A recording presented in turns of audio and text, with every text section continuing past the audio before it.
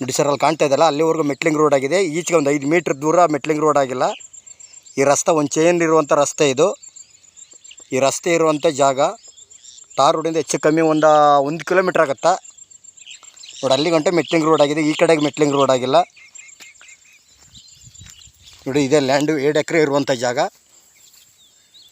ಹಿಂಗೆ ಬಾಕ್ಸಾಗಿ ಸ್ಕ್ವೇರ್ ಆಗಿದೆ ನೋಡಿ. ಆ ಕಡೆ ತೆಂಗಿನ ಮರ ಕಟ್ಕೊಂಡು ಹೆಚ್ಚು ಕಮ್ಮಿ ರೋಡ್ಗೆ 200 ಅಡಿ ಬರ್ತದ. ಇದೇನು ಕಾಣ್ತೈತೆ ಇದೇ ಲ್ಯಾಂಡು. ಕುಂಟೆ 1,25,000 ಹೇಳ್ತಾರೆ, ನೆಗೋಷಿಯಬಲ್ ಆಗುತ್ತಾ. ಜಾಗ ಅಂತೂ ತುಂಬ ಚೆನ್ನಾಗಿದೆ ನೋಡಿ. ಇದೆಲ್ಲ ರೆಡ್ ಸಾಯಲು, ಎಲ್ಲ ಅಕ್ಕಪಕ್ಕ ಎಲ್ಲ ತೋಟಗಳೇ, ಬಾಕ್ಸಾಗಿ ಸ್ಕ್ವೇರ್ ಆಗಿದೆ ನೋಡಿ. ಮಣ್ಣಂತೂ ಇದೇ ರೀತಿ ಮಣ್ಣೆಲ್ಲ ರೆಡ್ ಸಾಯಲು.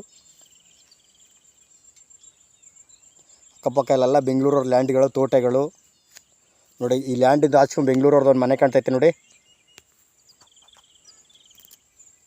ಇದೇನು ಕಾಣ್ತೈತೆ ಇದೇ ಜಾಗ 2 ಎಕರೆ ಇರುವಂಥ ಜಾಗ. ಲೀಗಲ್ ಡಾಕ್ಯುಮೆಂಟು, ಡೈರೆಕ್ಟ್ ರಿಜಿಸ್ಟ್ರೇಷನ್ನು, ಜನರಲ್ಲು.